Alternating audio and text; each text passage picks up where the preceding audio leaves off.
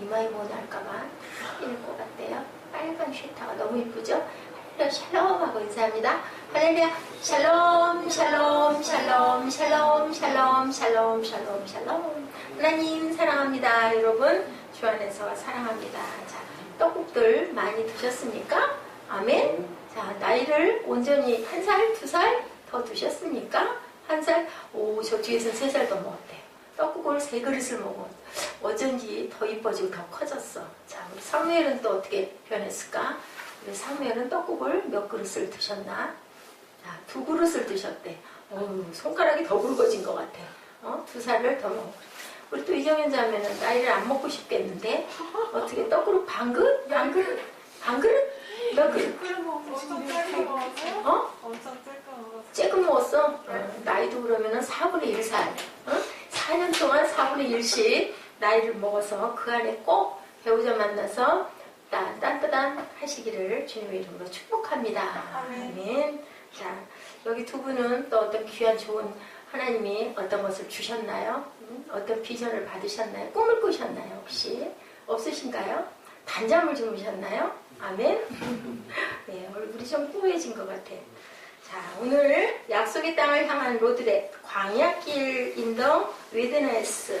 네, 오늘 사순절 3일째 되는 날 18일이 시작이었어요. 18, 19, 20 3일째. 자, 부활절이 올해는 4월 4일이에요. 여러분들 기억하시고 사순절을 앞에다 좀 딱 예쁘게 파서 붙여주면 은혜가 충만할 줄 믿습니다. 자, 로드 프로스트의 시 가지 않는 길 The Road Not Taken이라는 시 예쁜 시라서 제가 옮겨봤습니다. 노랗게 물든 숲속 두 갈래 길이 있었네. 한 여행자의 몸으로 두 길 다 가지 못하는 서운함으로 한 길이 굽어 꺾어 내려간 데서 나는 바라볼 수 있는 데까지 오래 머물러 바라보았다네. 은행잎이 노랗게진 저희 블로그에 보면요 쫙 길이 열려있는 그 아마 그 예쁜 이미지가 있을 거예요. 거기에 이 시를 제가 올려놨어요. 맞아요. 제가 기억나요. 어느 길을 가다가 오솔길이 양쪽 갈래로 딱 갈라졌을 때 두 개를 다 가보고 싶은데 가볼 수 없죠. 하나를 선택해야 될 때 어느 쪽으로 가는 게 더 예쁠까? 더 예쁜 길일까? 저는 다른 것보다는 예쁜 길을 참 좋아했기 때문에 많이 고심했던 적이 있었는데 이 작가도 아마 그랬던 것 같아요. 바라볼 수 있는 데까지 오래 머물러 바라봤대. 그리고 똑같이 좋아 보이는 다른 길을 선택했네.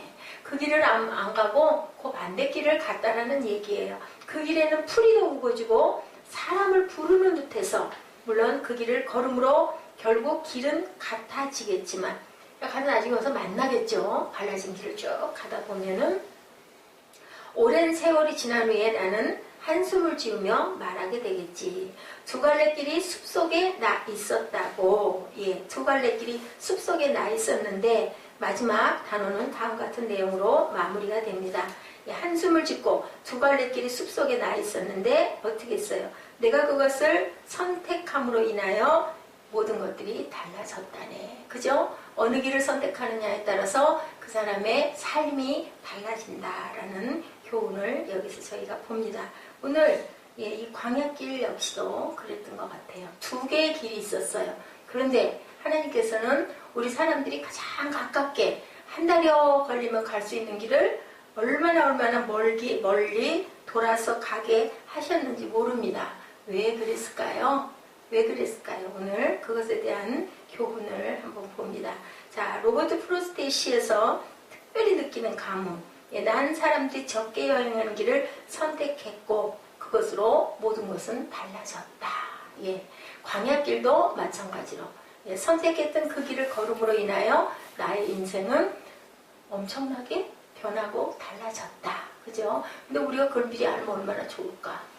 모르니까 어떤 것을 가질까요? 하잖아요. 어느 길을 갈까요? 하고 고심을 하죠. 자, I took the one less traveled by and that has made all the difference. 다른 것을 선택함으로 내 길이 완전히 달라졌다. 인생에 우리는요, 가깝고 쉽게 갈 수 있는 길과 멀고 험한 두 갈래 길이 있을 때 사람들은 누구나 가깝고 쉬운 길을 가고 싶어 해요. 그런데 하나님께서는 하나님의 방법은 꼭 그렇지 않았다. 적지 않은 경우에 우리에게 가깝고 쉽게 갈 수 있는 길이 보임에도 불구하고 탐험가들이 좀 그렇죠. 좀 더 가파르고 더 경사지고 그런 곳을 정복하고 싶어 해요. 꼭대기 높은 데를 계속 올라가죠.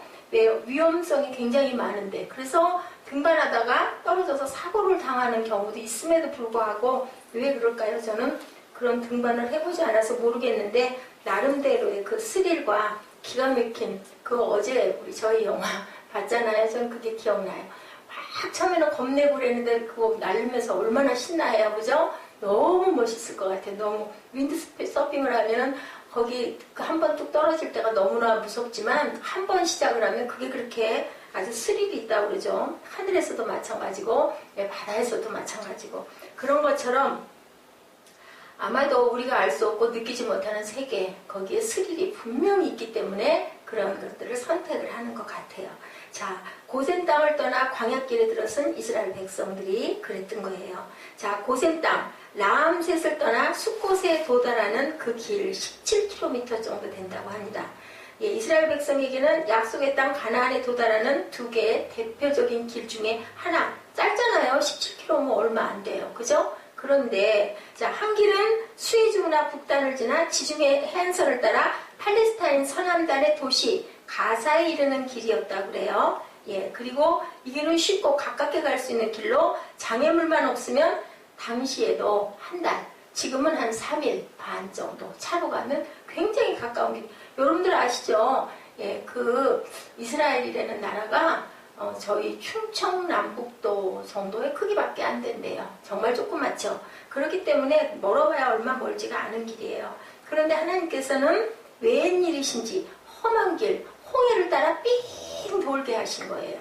예? 엄청나게 긴 길로 남방 시나이 광야로 가는 길로 가게 하신 것이다. 우리가 딱 저 앞에 지도를 양쪽으로 딱 보고 하면 좀 실감이 날 수도 있겠는데 예. 지도도 실어져 있어요. 우리 블로그 가시면은요, 이스라엘 지도가 있습니다. 자, 이스라엘 백성들만 그렇게 인도한 것이 아니라요, 우리도 그렇게 인도하고 계신다. 내 생각에는 딱 빨리, 얼른 응답을 딱 주시고, 내가 원하는 것을 빨리 주시면 좋을 것 같은데, 어째 그래 빨리 안 이루어지냐고요. 아브라함과 이삭, 아들 주신다고 할 때도 그냥 장장 75세에 얘기를 하시고 100세까지 끌고 가시잖아요. 어떻게 기다려? 25년은. 우리는 1년, 2년도 힘든데, 그죠? 20년, 말이 그렇죠. 엄청나게 긴 시간이에요. 그죠? 자, 왜 주님께서는 험하고 먼 길 광야를 가게 하시는 걸까? 첫 번째, 자, 길이 인생을 완주할 최선의 길임을 아시기 때문이다. 그 길이 우리가 끝까지 갈 수 있는, 자, 홍해를 그쪽으로, 홍해로 이렇게 돌고 가지 않게 하면 왜 그렇다고 그래요? 말씀에 나와 있죠? 이 백성들이 어떻게 가다가 돌아갈 것 같다라는 생각으로 그렇게 긴 길을 돌게 하셨다라는 말씀을 하고 계세요. 우리 본문 말씀 잠깐 볼까요? 13장 17절 8절 말씀, 출애굽 13장 17, 8절. 구름기둥 불기둥 나오고 있죠. 17절. 바로가 백성을 보낸 후에 블레셋 사람 땅의 길은 가까울지라도 하나님이 그들을 그 길로 인도하지 아니하셨으니 이는 하나님이 말씀하시기를 이 백성이 전쟁을 하게 되면 마음을 돌이켜 애굽으로 돌아갈까 하셨습니다. 블레셋과 싸우면 분명히 너네는 져. 그러면 어떻게 해요? 나 살려! 그러고 애굽이 가까우니까 거기로 튀어 들어갈까봐 그것을 막으셨다. 18절에 그러므로 하나님이 홍해의 광야길로 돌려 백성을 인도하심에 이스라엘 자손이 애굽 땅에서 대열을 지어 나아올 때 모세가 또 거기다 뭐 했어요? 요셉의 유고를 가졌으니 이는 요셉이 이스라엘 자손으로 단단히 맹세하게 하여 이르기를 하나님이 반드시 너희를 찾아오시리니 너희는 내 유고를 여기서 가지고 나가라 하였음이더라. 그들이 그래서 숫곳을 떠나 광야 끝 에담의 장막을 치니 그때 어떻게 하셨어요? 야훼께서 그들 앞에서 가시며 낮에는 구름기둥 그리고 밤에는 몰로 불기둥으로 그들에게 비추사 낮이나 밤이나 진행하게 하시니 낮에는 구름기둥 밤에는 불기둥이 백성 앞에서 떠나지 아니하더라. 이것으로 하나님이 살아계신 하나님이라는 것을 표현을 하신 거예요. 보여주시고 알려주신 거예요. 예, 구름 기둥이 있으면 뜨거운 태양에서 가려지게 하고 밤에 불기둥이 있으면 추위를 막을 수 있게 해주시죠. 이렇게 좋으신 하나님 하나님께서 지금도 우리를 구름기둥과 불기둥으로 인도하고 계십니다. 아멘? 아멘. 아멘이에요. 그렇게 믿으셔야 돼요. 내 길을 하나님이 분명히 인도하고 계신다. 그렇기 때문에 우리는 늘 뭐 해야 될까요? 하나님께 여쭤봐야 되죠. 제가 이거 해도 돼요? 그리고 여쭤봐야 돼요. 예, 그랬다가 그게 아니구나. 마음에 이 꺼리낌이 오고 아니다. 누가 알려주세요? 성령께서 알려주시죠. 그러면 그것은 안 하는 거. 했을 때 내가 조금 힘들고 공부하고 어려움이라도 이거는 꼭 해야 되겠다. 라는 마음에 감동이 오면 선으로 이루는 길, 예, 의로 하나가 되는 길이다 라고 여기면 우리는 힘들어도 그것을 우리가 감행해 나갈 때 하나님이 나중에 지키시고 보호하시고 그것을 완주하고 나면 커다란 기쁨으로 어제 그 영화에서 전 참 많은 걸 많이 느꼈어요. 너무 스릴도 있고 너무 무섭기도 하고 했지만 참 잘 봤다 싶어요. 그 사탄이죠. 그 검정색 얼굴을 한 그 사람, 그리고 그 칼발, 그죠? 너무 무섭지 않아요? 그 여성은요, 아주 정말 뭐라 그러죠, 그거? 정말 절대로 누구도 이길 수가 없을 것 같은 천하무적. 젊은 여성이 어떻게 그럴 수가 있어요? 무서웠잖아요. 그런데 결국은 승리하죠. 얼마나 잘생겼어요. 나중에 보니 더 이쁜 것 같아.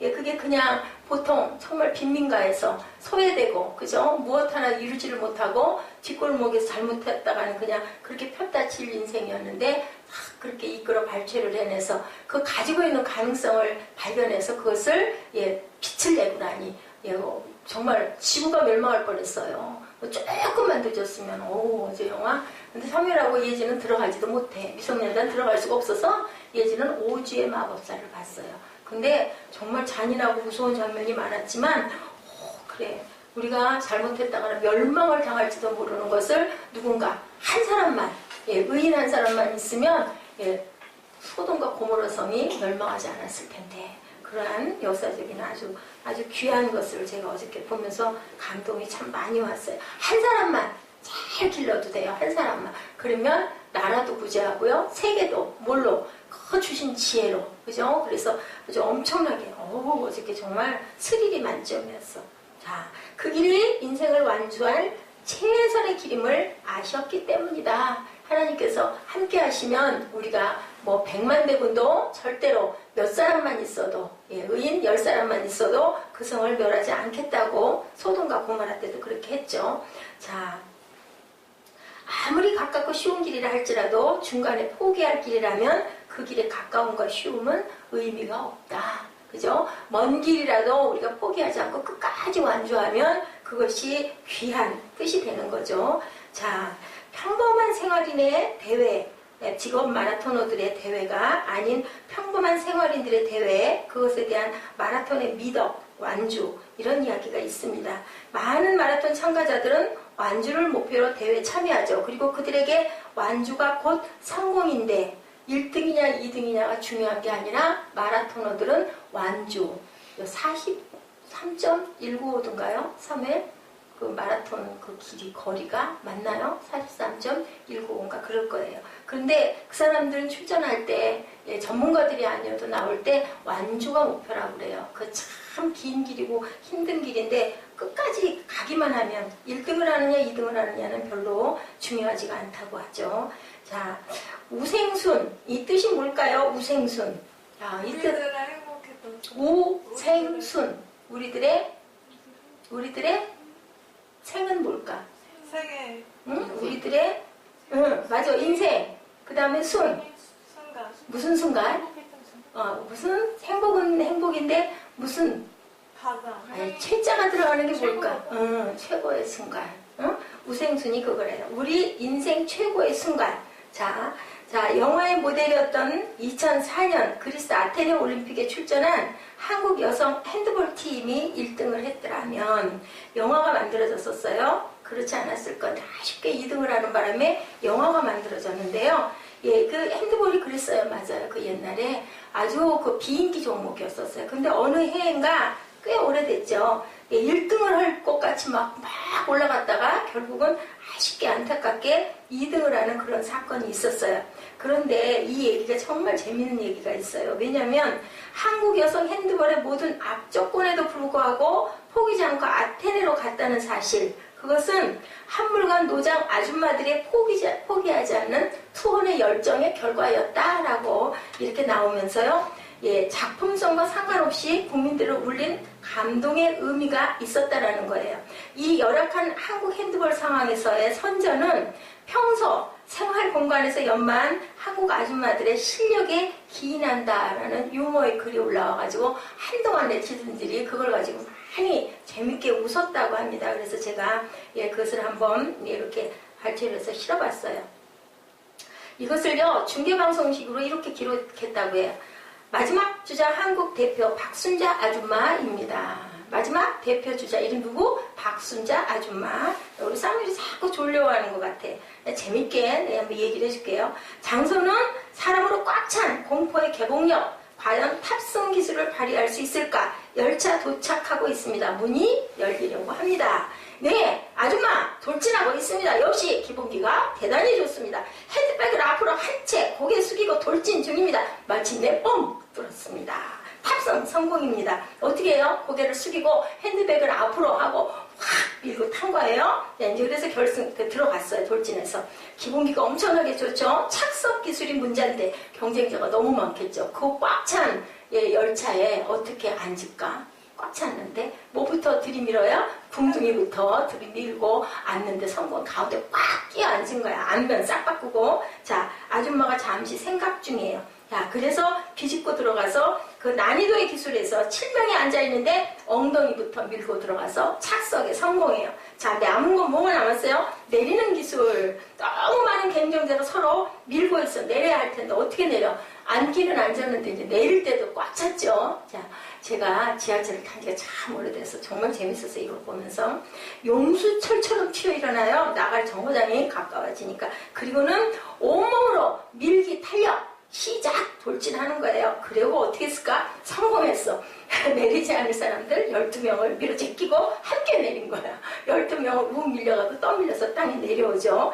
예, 그 중에서 세 사람은 호흡곤란 증세를 보여. 이것이 바로 한국 아줌마의 저력. 여기서 탈생한 게 그 핸드볼이었다라고 해서 그렇게 웃었대요. 자, 이스라엘 백성이 출애굽 행진으로 다시 돌아와서 왜 주께서 그들을 홍해 광야길 더 멀고 험한 길로 인도하셨을까? 아까 우리 읽어봤죠. 17절. 바로가 백성을 보낸 후에 블레셋 사람이 땅의 길은 가까울지라도 하나님이 그들을 그 길로 인도하지 아니하였으니 이는 하나님이 말씀하시기를 이 백성이 전쟁을 하게 되면 마음을 돌이켜 애굽으로 돌아갈까 하셨습니다. 이 사람들 애굽해야 되는데 예, 다시 바로에게 돌아가면은 안 되잖아요. 그죠? 블레셋에게 져서. 그렇기 때문에 길이 거기가 너무 가까우니까 분명히 블레셋하고의 전쟁이 일어날 걸 알고 싸우면 질 거니까 홍해길로 돌렸다라는 거죠. 자, 홍해길은 홍해가 다 가로막고 있는데 그럼 어떻게 빠져 죽을 건데 하나님께서 가를 걸 알고 계셨죠. 홍해를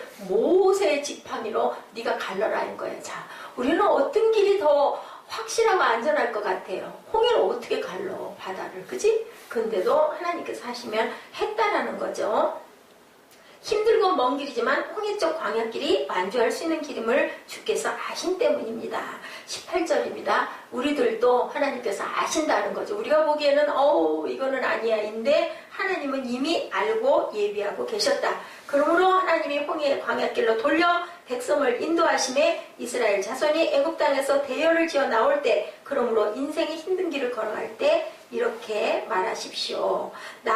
나보다 더 잘 아시는 주께서 최선의 길을 준비하셨다. 이렇게 입술로 고백하시기 바랍니다. 예, 나는 모르지 모르겠지만 하나님께서 분명히 좋은 걸로 주실 거야. 잘 이뤄주실 거야. 잘 지켜주실 거야. 그 길이 바로 최선의 길. 아까 로버트 프로스트의 그 길. 한 길을 바라보고 망연히 바라보다가 반대길로 갔는데 좁고 풀이 많이 우거진 그 길을 내가 갔으므로 내 인생의 모든 것들이 변해져 있다. 바뀌어 있다. 우리가 이 지점점 오면 돌아보면 내가 지난 날들, 답이 안 나왔던 날들, 왜 왔는지 모르는 그 길들이 이러려고 내가 여기 와 있구나 라는 것을 여러분도 저도 깨닫게 된다는 거죠. 자, 그 길이 주님의 언약으로 예정된 길임을 아시기 때문이다. 예수님께서는 하나님의 뜻을 아셨죠. 그래서 사순절 기간 동안을 하루하루 겟세마네 언덕에 올라가셔서 늘 기도하셨어요. 뭐가 되도록? 땀방울이 핏방울이 되도록. 그게 과학적으로 증명이 됐죠. 너무 많은 애통함을 가지고 울면, 기도하면 땀이 빨갛게 피가 돼서 떨어질 수 있다는 게 밝혀졌다고 합니다. 우리가 가는 길이 아무리 어렵고 험해도 확실하게 실현될 약속을 향해 나아가는 길이라면 어떤 고난도 견딜 수 있죠. 우리 재방송 볼 때 가슴 안 울렁거리잖아요. 칠까봐 조마조마 안 하잖아요. 왜? 아니까. 답을 다 아니까. 근데 모르기 때문에 절망도 하고 좌절도 한다는 거예요. 자, 약혼자들이 고난을 견디는 것은 결혼에 약속이 있기 때문입니다. 요즘에는 너무 많이 변하기도 하지만, 그렇지만 그래도 그렇죠. 사랑한다라는 확신이 있기 때문에 고난스러워도 견뎌요. 그래서 결혼 막 한 신혼부부들이 단칸, 옛날에는, 지금은 좀 덜하, 요즘은 뭐 임대주택도 있고 원룸도 있고 그렇지만 옛날에는 정말 열악한 데서 단칸 새빵살이라고 해요. 새빵살이. 방 쬐끄만 거 하나. 부엌도 그냥 밖에 이런 한 데다가 이렇게 스루블 같은 걸 이렇게 쳐가지고 그냥 이렇게 아궁이 하나 있는. 거기서 둘이 시작을 해요. 응? 월세로 시작을 해도 얼마나 기쁘고 웃음꽃이 피는지. 겨울이면 밖에 나가면 부엌이 한 대잖아요. 이렇게 아파트 이런 데가 아니니까. 그럼 그냥 뭐 모든 물들이 다 꽁꽁 얼어 있어. 그리고 아궁이도 잘못했다가 불 꺼지면 냉방에서 잠자야 되고. 그럼에도 불구하고 너무너무 서로 웃음꽃이 피었던 것은 뭐예요? 사랑이 있기 때문에. 그때 그 정취가 더 좋았던 것 같은 그런 생각이 나요. 자, 약혼자들이 고난을 견디는 것, 결혼에 약속이 있기 때문이다. 군인들이 군대 생활에 고난을 견디는 것, 제대의 약속. 낳고 기간만 채우면 난 나가. 그게 있기 때문이라는 거예요. 그러니까 우리는 바라보는 목표가 있을 때 그걸 견뎌나갈 수 있다. 이스라엘 백성들이 애굽의 땅이 아닌 가나안에 정착하리라는 것은 하나님께서 그의 백성들에게 약속하셨는데 그 약속을 믿고 바라보면 그것이 우리에게는 고난이 아닐 수 있는데 믿지 못하는 백성들이 어떻게 했어요? 막 원망하죠. 우리가 여기서 아무래도 죽을래나 봐. 내가 괜히 일이 나왔어. 거기 있었으면 고기에다가 배불리 밥을 먹을 건데 밥을 배불리 먹고 또 먹어서 결국 뭐 할 건데 어디 갈 건데 결국은 죽는 것만 기다릴 수밖에 없어. 아무런 희망이 없잖아. 소망이 없잖아. 노예로 그렇게 있어봐야 배부르게 먹어봐야 뭐하냐고. 매일매일 먹어봐요. 그죠? 그런 것처럼 뭐 해야 돼요? 애굽해야 돼. 엑사이트라고 했죠. 출애굽이라는 게 우리가 나가야 된다라는 거예요. 거기 갇힌 데서 우리는 뚫고 어디로? 빛으로 나가야 된다. 그래서 모세를 일으키신 거예요. 너희 백성들 거기 있어서는 안 돼. 너 이제 그만큼들 고생했으니까 이제 나가라 라고 내보내신 거죠. 문제는 우리는 어떤 약속도 쉽게 잊어버린다라는 거예요. 너무 쉽게 망각을 한다는 거예요. 하나님께서 주신 너 이렇게 될 거야 라는 말씀을 분명히 주셨는데도 불구하고 세월이 지나다 보면 흐릿해지죠. 였는지 아니었는지도 기억이 안 난다는 게 문제인 거예요. 자, 우리에게 망각을 주신 거 하나님의 귀한 축복이에요.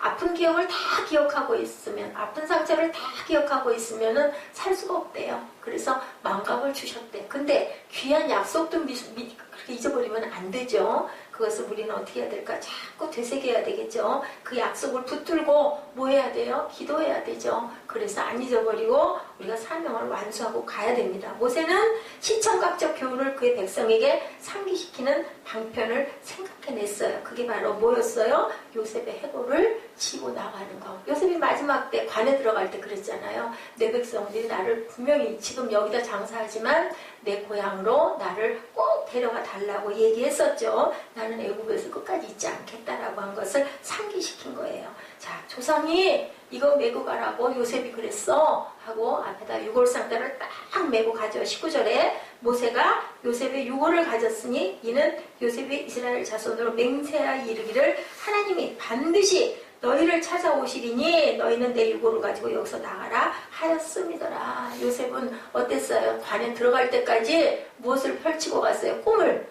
펼쳐놓고 갔다. 그죠? 그 백성들은 광야의 행진을 계속하며 요셉의 유골을 보면서 그들이 존경하는 민족의 어른이 남긴 하나님의 약속의 말씀을 맞아 그랬었지를 상기시키는 거죠.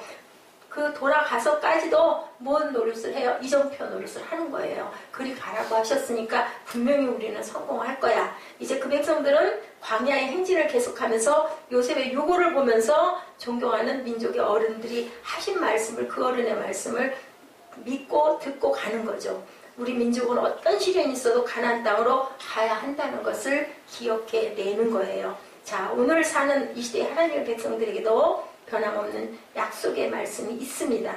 우리에게는 요셉의 유골보다 확실한 신뢰할 만한 뭐를 갖고 있어요? 하나님이 항상 우리와 함께 하시죠. 무엇으로? 말씀으로. 말씀이 뭐라고요? 성경 66권. 그리고 성령과 물 할 때 그 물이 바로 뭐라고요? 성경이다 라고 말씀하시죠. 약속의 말씀을 우리가 믿고 가야 되기 때문에 구약과 신약의 말씀, 그래서 우리가 인생의 광야길을 가는 동안 언약의 책을 가까이 하는 것은 광야의 행진을 무엇으로? 성공적으로 지속시키기 위한 필수적인 작업이다. 자, 이 언약의 책을 열 때마다, 볼 때마다 주님께서 우리의 궁극적인 여행의 목적지가 어디? 하나님의 나라임을 우리에게 상기시켜주고 있다. 가나안 땅은 바로 하나님의 나라죠. 하나님이 가게 한 천국이에요. 그죠? 그곳을 향해서 넓게는 우리의 마지막 영원한 고향, 적게는 내가 가야 할 그 길, 내 인생이 태어나서 무엇을 하고 어떻게 살아야 할 그 길이 바로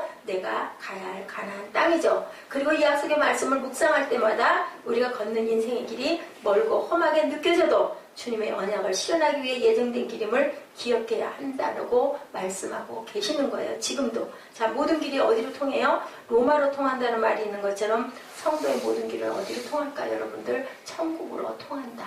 그 천국을 땅에서도 이루고 하늘에서도 이루는 저와 여러분이 되시길 주님의 이름으로 축복합니다.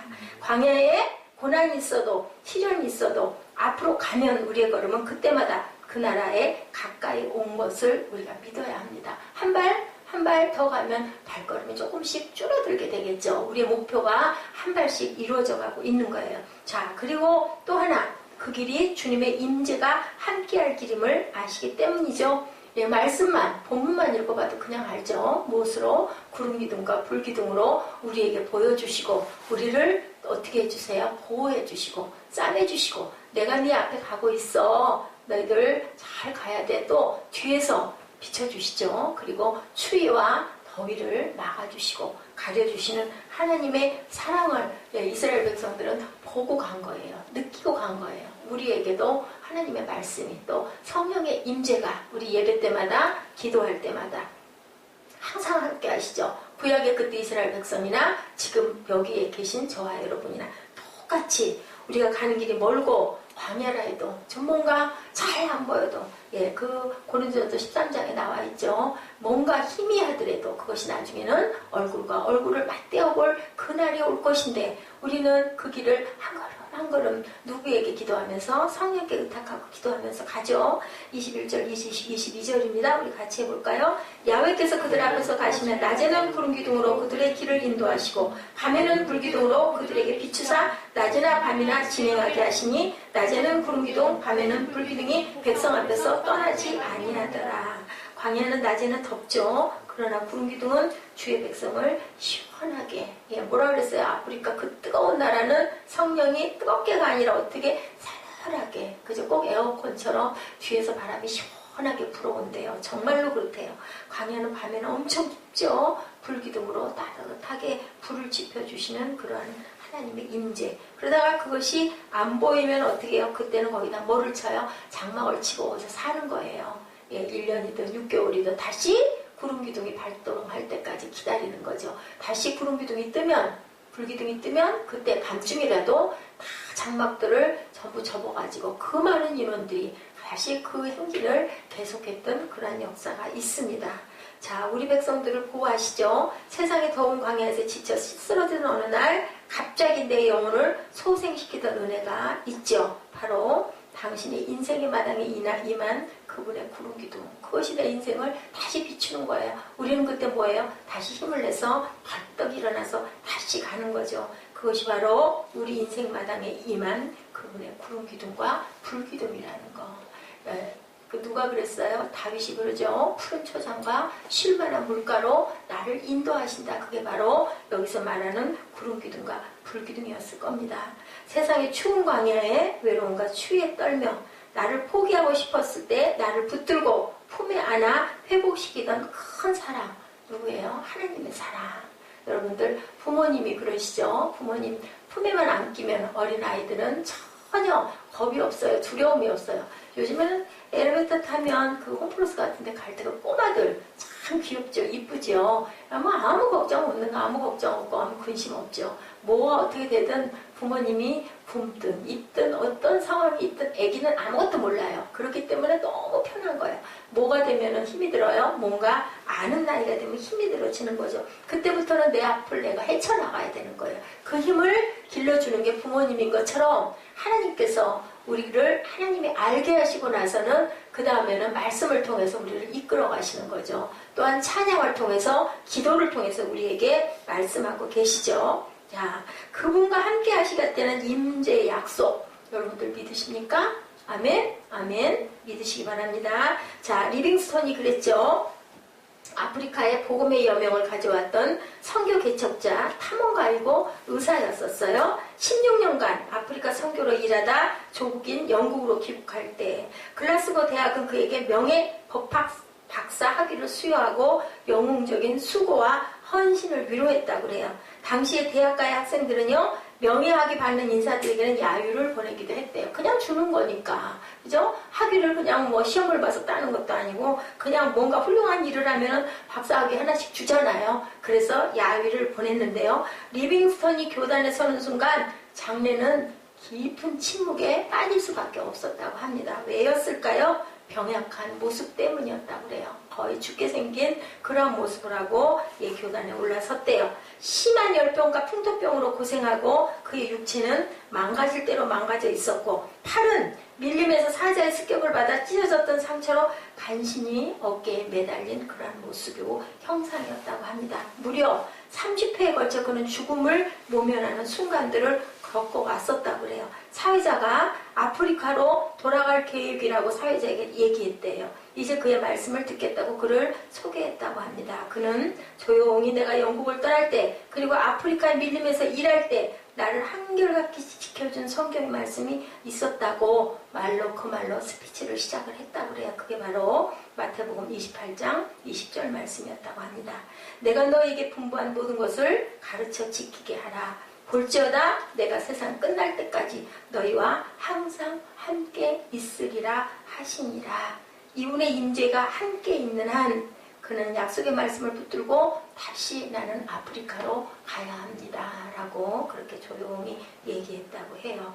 아프리카로 돌아간 그는요, 말년에 다시 뇌출혈과 말라리아로 큰 고생을 해야 했고 1873년 5월 1일 그가 생을 마쳤을 때 그는 잠비아 일랄라 지역 방엘로 호수 근처 텐트 침대 옆에 무릎을 꿇은 채 기도하는 자세로 그대로 발견이 됐다고 그래요. 돌아갔는데 무릎 꿇고 기도하는 그 자세 그대로 돌아갔다고 합니다. 예, 그가 남긴 그의 마지막 일지에 이렇게 쓰여 있었대요. 난 그의 약속을 믿는다. 그는 나와 함께 하시겠다고 말씀을 지키실 것이다. 그렇게 기도하다가 돌아갔다고 그래요. 거기 써있더래요. 일지에. 그는 나와 항상 함께 하겠다는 그 약속의 말씀을 지키실 것이다. 그거 하나를 믿고, 그죠? 이런 사람들은 다 어떤 사람들이에요? 말씀에 하나님의 영에 완전히 빠져있는 사람들이죠. 누가 언젠가 그랬던 기억이 나요. 요즘 시대는 뭔가 한 가지에 미쳐야 산다. 그 얘기했던 기억이 제가 나는데요. 맞아요. 뭐에 미쳐야 돼요? 하나님께 미치면 하나님께서 우리에게 확실한 약속을 이루어 주신다라는 거. 예, 그렇게 하고 살다 가면 얼마나 복된 인생일까. 이 리빙스턴처럼 우리 각자에게는 주신 사명과 소명이 분명히 있어요. 그죠? 그 길을 향해서 열심히 돌진해 나가시는 저와 여러분들, 그리고 구름 기둥과 불 기둥이 지금도 나를 인도하고 계신다. 2015년 자 어저께 구정, 그리고 또한 사순절 3일째 되는 오늘 우리를 다시 한번 다짐하고 하나님이 나를 항상 지키실 것이다. 예, 그러한 저희들, 항상 하나님을 믿고 나가는 저희들, 야, 아사가 오늘 새벽에 그 새벽 예배에서 그랬죠. 자기의 조모를 굉장히 그 존경했던 조모를 우상을 숭배한다는 그 이유로 숙청을 해버리고 산당들을 다 불살르고 그랬다 보니 아사에게 무엇을 주셨어요? 하나님께서 평안을 주셨다고 얘기해요. 평안, 샬롬 회복이 뭐라는 거 제가 말씀을 드렸죠. 하나님께서는 무엇으로 갚아주세요? 선으로 우리에게 갚아주신다라는 거. 우리 인생의 길, 어차피 누구나 한 번은 다 가는 길, 진행해가는 그 길에 내가 걷는 그 길로 인하여 뭔가 엄청난 변화의 길을 나는 걸었구나 라는 고백을 기쁘게 하실 수 있는 저와 여러분 되시기를 주님의 이름으로 축복합니다. 예, 우리 기도하시고 그리고 결단하는 찬양하시고 예배를 마치도록 합니다.